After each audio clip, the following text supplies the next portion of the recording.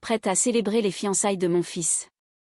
Mais avant même que je puisse faire 2 pas vers la grande salle de réception, un maître d'hôtel frénétique me plaqua un tablier blanc immaculé contre la poitrine. Encore en retard, siffle-t-il en consultant sa montre à gousset, la cuisine est sur la gauche, le service commence dans 5 minutes. Ma main resta suspendue au-dessus de mes insignes de haute magistrate dans mon sac à main. J'allais le rectifier, lui expliquer que je n'étais pas le personnel supplémentaire mais la mère du futur marié, quand j'entendis une voix tonner depuis le vestiaire. Une voix que je reconnus instantanément, Baudouin de la Tour. C'est une question de standing, Mathilde, disait-il assez fort pour être entendu par la moitié du hall, si la mère d'Adrien se pointe avec une allure de femme de ménage, gardez-la loin des associés, on ne peut pas laisser une boniche discuter avec les membres du Conseil d'État. Je me figeai. Je ne sortis pas ma carte professionnelle. Je ne m'éclaircis pas la gorge. Je regardais simplement le tablier dans mes mains, puis l'homme qui pensait que ma dignité dépendait de ma tranche d'imposition. Je souris froidement, très discrètement.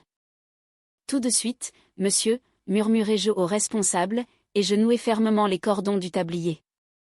Dans ma salle d'audience, le silence est une arme. Si vous laissez un accusé parler assez longtemps, s'il se sent assez à l'aise, il finira toujours par se passer lui-même la corde au cou. Je décidai d'appliquer la même jurisprudence ici. Je ne pleurai pas. Je ne me sentis pas humilié. Je ressentis la clarté froide et acérée d'un prédateur entrant dans les hautes herbes. Ce n'était plus une réception, c'était une opération d'infiltration. J'entrai dans la salle de bal, non pas en tant que Céline Valois, présidente de chambre à la Cour d'appel de Paris, mais comme un fantôme en tablier blanc. La transformation fut instantanée. C'est un phénomène psychologique que j'étudie depuis des années, la méthode du rocher gris. En me rendant inintéressante, effacée et servile, je devins invisible. L'élite parisienne ne voyait pas une personne, il voyait un accessoire, un meuble servant du champagne. Et parce que j'étais un meuble, il se sentait en sécurité. Je circulais dans la foule, le plateau en équilibre sur une main. L'air sentait le parfum de luxe et l'arrogance de la vieille noblesse. À l'autre bout de la pièce, je croisai le regard de mon fils, Adrien. Il se tenait près de la pyramide de champagne, très élégant mais anxieux dans son smoking. Ses yeux s'écarquillèrent quand il me vit. Il fit un pas en avant, la bouche ouverte pour s'écrier « Maman ». Mais je ne lui fis aucun signe. Je ne souris pas. Je lui lançai le regard que j'adresse aux huissiers lorsqu'un prévenu est sur le point de faire un esclandre, un imperceptible mouvement de tête, un plissement d'yeux qui signifiait « Reste en retrait, laisse faire ». Adrien connaissait ce regard, il avait grandi avec. Il hésita, puis referma la bouche en se reculant dans l'ombre d'une colonne. Bon garçon. Il réalisait peut-être pour la première fois que sa mère n'était pas seulement un parent, mais une stratège. Je fis le tour du périmètre, me rapprochant de la famille de la Tour. Baudouin faisait la cour près de l'orchestre, un verre de cognac à la main, gesticulant avec emphase. Il était à l'aise, il se sentait comme le roi de la jungle ici, sans savoir que la jungle avait des yeux. J'observai sa fille, Mathilde, la fiancée de mon fils. Elle portait une robe qui coûtait probablement plus cher que ma première voiture, une pièce de haute couture en soie et diamants, mais elle ne la portait pas avec grâce, elle la portait comme une armure. Je la vis claquer des doigts vers un jeune commis pour qu'il prenne son verre vide, sans même interrompre son contact visuel avec son interlocuteur, aucun merci, aucune reconnaissance de son existence.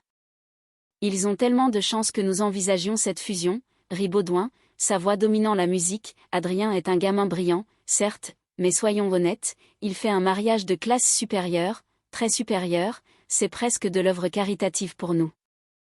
Je sentis une bouffée de chaleur dans ma poitrine, mais je la rangeai dans un dossier mental étiqueté « Preuve ». C'était la phase d'instruction, et contrairement à mon tribunal, la partie adverse ignorait que le procès avait déjà commencé. Je me glissai plus près, remplissant un verre près de son coude. « Encore un peu de cognac, monsieur ?» demandai-je en gardant une voix plate, la dépouillant de toute mon éducation et de mon autorité. Baudouin ne regarda même pas mon visage, il fit un geste dédaigneux de la main comme si j'étais une mouche. Continuer de servir et essayer de ne pas en renverser sur mes mocassins de créateur. Bien sûr, monsieur, murmurai-je. Je m'éloignai, l'adrénaline se transformant en un œuf froid dans mon estomac. Ils pensaient que je leur servais des verres alors qu'en réalité, je leur servais une corde, et j'allais les laisser en dérouler autant qu'ils le voulaient. Les doubles portes se refermèrent derrière moi, étouffant l'envolée de l'orchestre et les rires tranchants des de la tour. Le silence soudain du couloir de service était frappant, ça sentait le détergent industriel, le liquide vaisselle et le café brûlé. Pour la plupart des gens, ce couloir était un endroit pour se cacher, mais alors que je m'appuyais contre le mur de carrelage froid pour reprendre mon souffle, je ne me sentais pas caché, je me sentais ancré. Je regardais mes mains, elles étaient soignées maintenant, douces après des années de soins, mais la douleur fantôme dans mes articulations était toujours là. Il y a 30 ans, je ne portais pas la robe de magistrat, je portais un bleu de travail. Je faisais l'équipe de nuit au tribunal de Bobigny, poussant un seau de nettoyage sur les sols de marbre sur lesquels j'allais un jour régner. Je me souvenais du bruit spécifique que faisaient mes codes de droit quand je les calais contre un panneau, sol glissant, pour voler 5 minutes d'études entre deux poubelles vidées. J'ai appris la loi en nettoyant derrière ceux qui la pratiquaient. Baudouin de la Tour voyait en un serveur un manque d'ambition, moi, je voyais la faim qui bâtit les empires. C'est pour ça que je n'avais pas arraché ce tablier dans le hall, c'est pour ça que je n'avais pas crié, parce que porter cet uniforme ne diminuait pas mon statut, il me rappelait mon code source. Je fermais les yeux, faisant défiler les chiffres dans ma tête, une habitude dont je ne m'étais jamais défaite. Adrien ne connaissait pas toute l'étendue des sacrifices, il ignorait qu'à l'époque où son père était parti, j'avais liquidé ma petite épargne retraite pour nous garder dans un bon secteur scolaire, il ignorait que son semestre d'études à Londres m'avait coûté 3 ans de vacances que je n'avais jamais prises. J'avais été l'investisseuse silencieuse de sa vie, injectant des fonds propres dans son caractère, accumulant les intérêts sur son intégrité.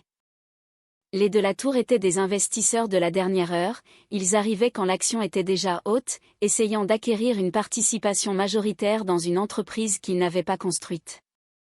Je pensais au chèque que Baudouin se vantait d'avoir signé pour la location du lieu, 50 000 €, il pensait que cela lui donnait le droit de traiter mon fils comme un cas social chanceux et moi comme la servante. Il se trompait. Je n'étais pas seulement une mère protégeant son petit, j'étais l'actionnaire majoritaire protégeant son actif, et je commençais à soupçonner que cette fusion était toxique. Un jeune commis me frôla en portant un plateau de verre sale, les yeux baissés. « Pardonnez-moi » marmonna-t-il. « Tête haute » dis-je, ma voix prenant automatiquement le ton que j'utilise pour mes greffiers, vous êtes la seule raison pour laquelle cette fête peut avoir lieu, ne vous excusez jamais de travailler. Il leva les yeux, surpris, puis hocha la tête. J'ajustai les cordons de mon tablier, la nostalgie était terminée, la phase de justification était achevée. Je savais exactement qui j'étais et je savais exactement dans quoi mon fils s'apprêtait à entrer, il était temps de retourner dans la fosse aux lions. Je poussai les portes, laissant le bruit de la fête m'envahir à nouveau. Je ne servais plus seulement des verres, je collectais les pièces à conviction. La salle de bal était plus bruyante maintenant, l'alcool ayant décapé la première couche de vernis social. Je retournais en orbite, tel un satellite traquant la force gravitationnelle de l'ego de la famille de la Tour. Je les trouvais près des grandes baies vitrées, posant pour des photos. Mathilde était le centre de gravité, dégageant un charisme aveuglant mais fragile. Elle était entourée de ces demoiselles d'honneur, qui ressemblaient moins à des amies qu'à des accessoires choisis pour leur capacité à ne pas éclipser la mariée. Je regardais Léa, la jeune serveuse que j'avais croisée plus tôt, s'approcher du cercle. Elle tenait un plateau d'amuse-bouche, ses mains tremblant légèrement. Elle attendit une pause dans la conversation, polie et déférente. « Un hors-d'œuvre, mademoiselle de la Tour ?» demanda doucement Léa. Mathilde se retourna brusquement, son visage se crispant dans un éclair d'irritation si rapide et si laid que c'en était presque impressionnant. « Mon Dieu, non !» aboya Mathilde, reculant comme si Léa lui avait tendu une boîte de pétri remplie de bactéries. J'ai spécifiquement dit au coordinateur, pas de fruits de mer près du cortège, vous essayez de me tuer ou vous êtes simplement incompétente. La musique sembla s'arrêter dans mes oreilles. Léa pâlit, sa prise sur le plateau faiblissant. Je suis tellement désolée, je ne savais pas. Visiblement, vous ne savez pas grand-chose, l'interrompit Mathilde avec ce ton nasal et méprisant si caractéristique, dégagé avant de ruiner ma robe.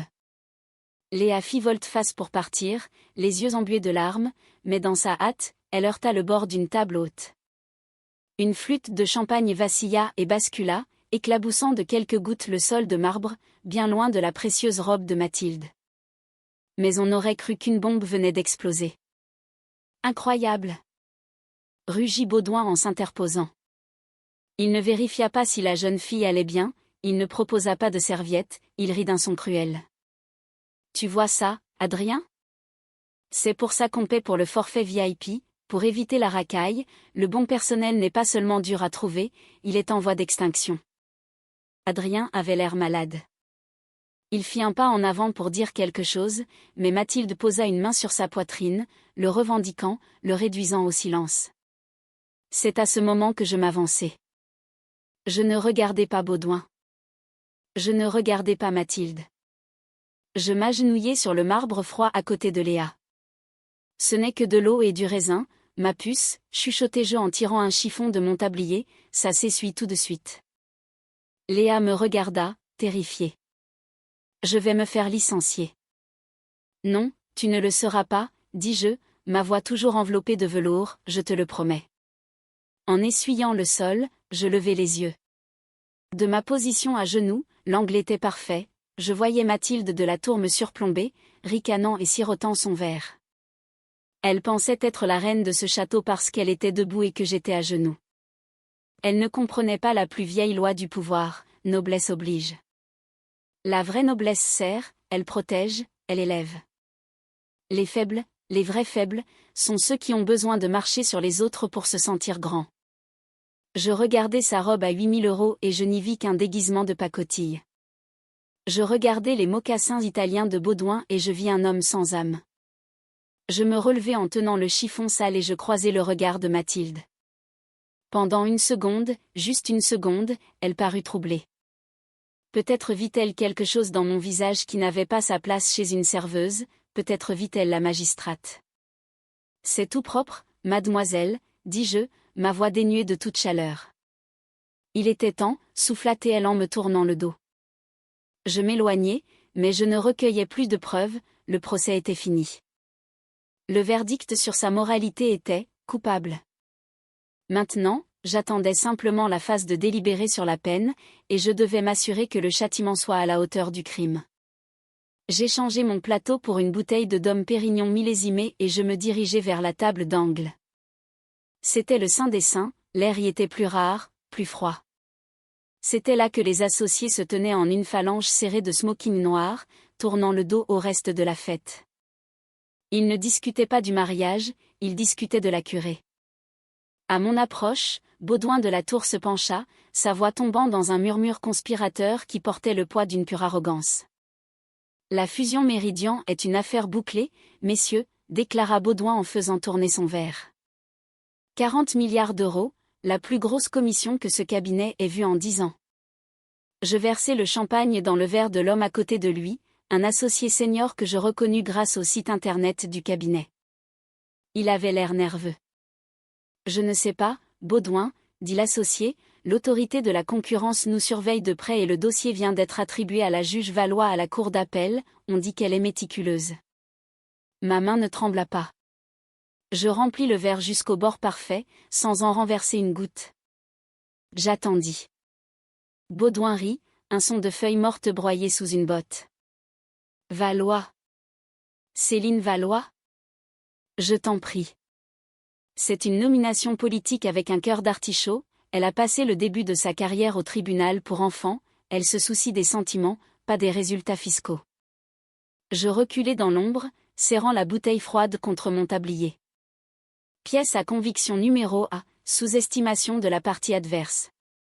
Mais les rapports d'impact environnemental, insista l'associé, si Valois voit les niveaux de toxicité dans les nappes phréatiques, elle bloquera la fusion, c'est une violation directe du code de l'environnement.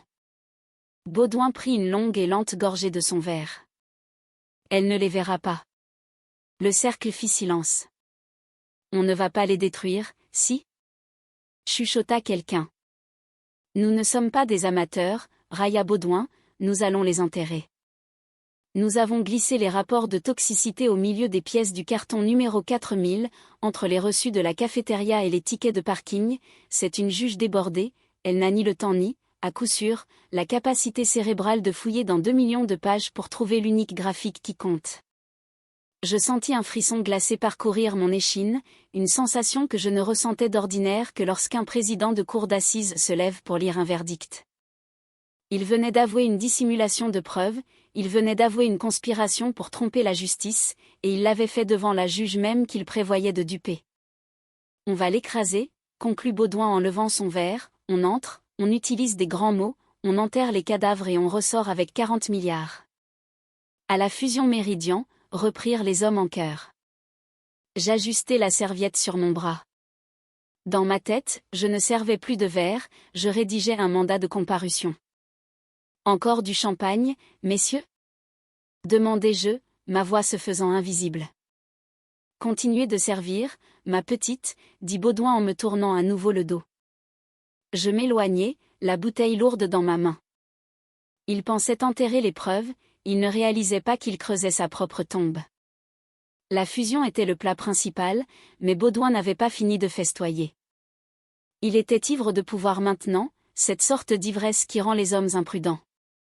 Il passa un bras autour de l'épaule de l'associé senior, changeant de sujet pour passer des crimes financiers aux triomphes familiaux. Et il n'y a pas que le cabinet qui gagne aujourd'hui, rayonna Baudouin en désignant sa fille à l'autre bout de la pièce.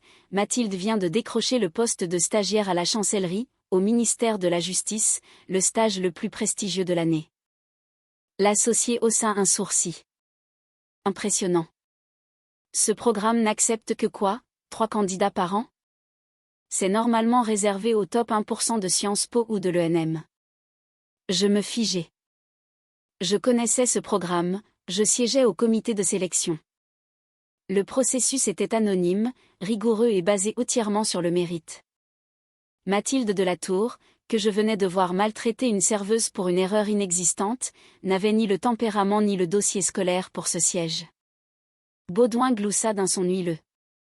Disons simplement que le comité de sélection s'est soudainement rappelé à quel point il appréciait la nouvelle bibliothèque que j'ai financée, ils ont dû faire quelques ajustements administratifs.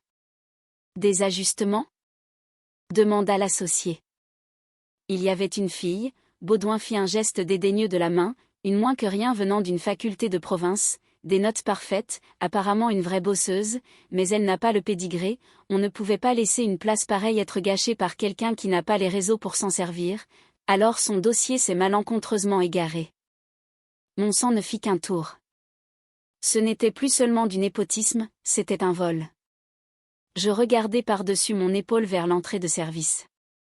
Léa était assise sur une caisse pendant sa pause de 5 minutes, elle avait un gros livre ouvert sur les genoux. Je plissai les yeux, c'était un manuel de préparation au concours de la magistrature. Les pages étaient cornées, les marges remplies de notes à l'encre bleu bon marché.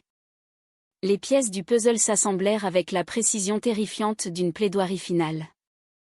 Léa n'était pas qu'une serveuse, elle était là, moins que rien, dont parlait Baudouin. C'était elle la fille qui étudiait jusqu'à s'en brûler les yeux, qui enchaînait les gardes pour payer ses frais de dossier, pour voir son avenir volé par un homme qui traitait cela comme un cadeau pour sa fille gâtée. Ce n'était plus une simple impolitesse sociale, c'était le braquage d'une vie humaine.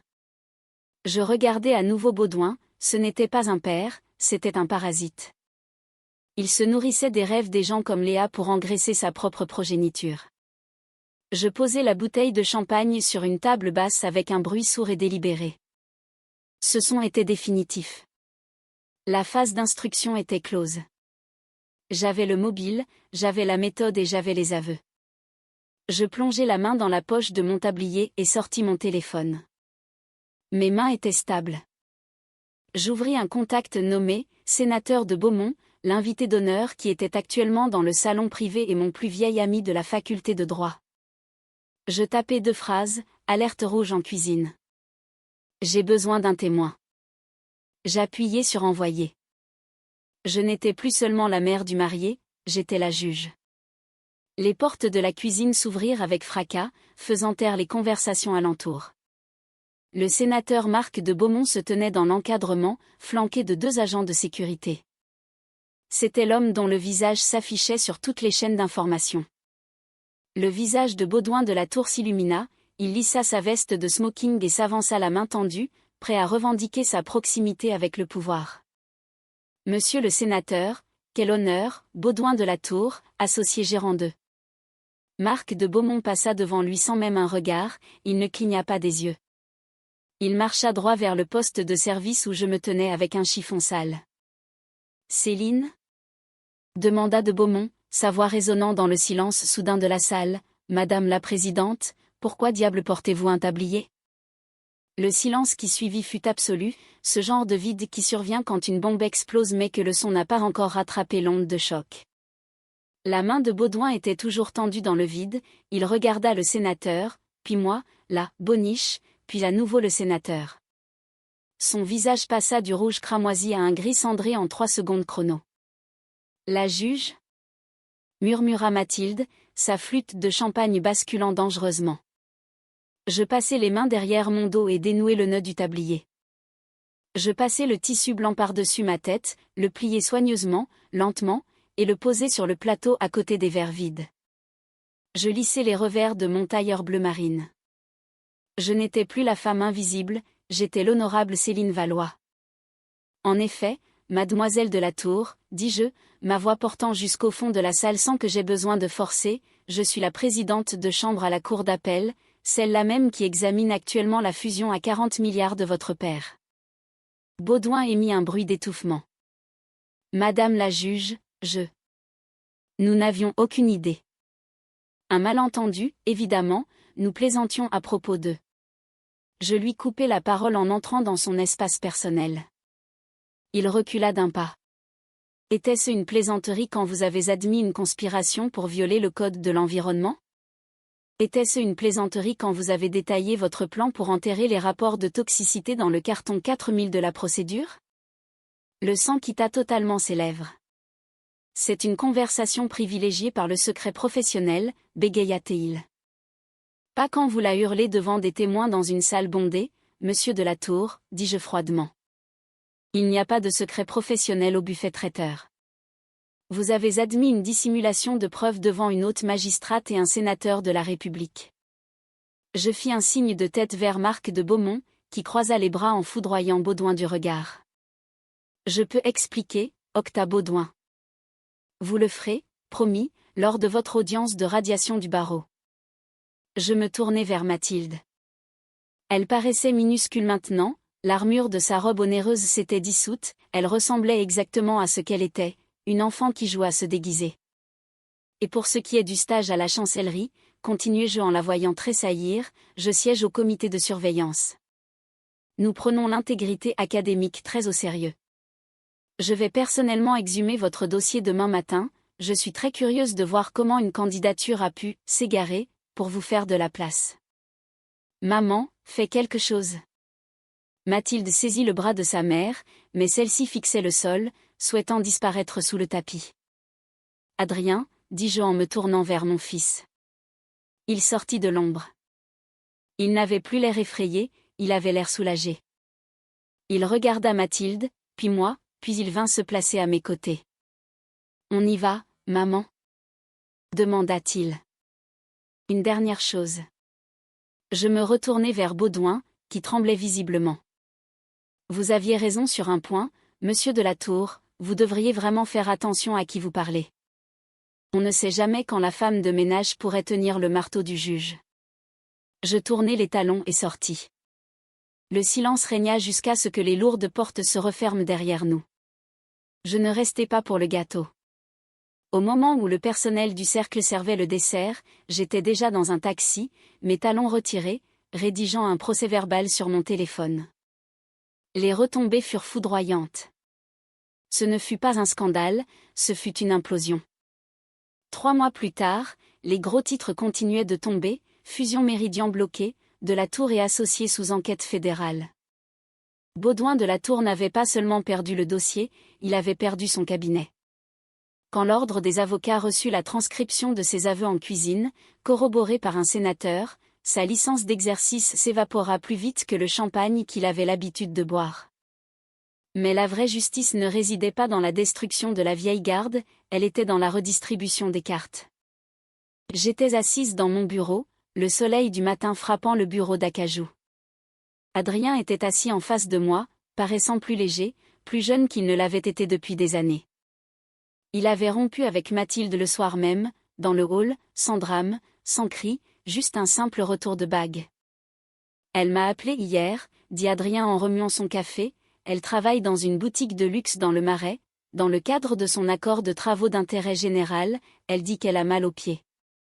Je souris en signant un document. C'est bien, la douleur est une excellente enseignante, peut-être finira-t-elle par apprendre que le respect n'est pas un héritage. Et pour le stage ? Demanda Adrien. J'ouvris le tiroir de mon bureau et sortis un dossier neuf. Ce fut la décision la plus facile de ma carrière. La scène défila dans mon esprit, la semaine précédente, j'avais retrouvé Léa, la serveuse du gala. Je l'avais trouvée à la bibliothèque, ensevelie sous les mêmes livres de droit. Quand je lui avais remis la lettre d'acceptation pour le programme de la chancellerie, celle que Mathilde avait tenté de voler, elle n'avait pas crié, elle n'avait pas sauté de joie, elle avait juste pleuré en silence, tremblante, comme le font les gens qui ont été invisibles si longtemps qu'ils oublient ce que l'on ressent quand on est enfin vu.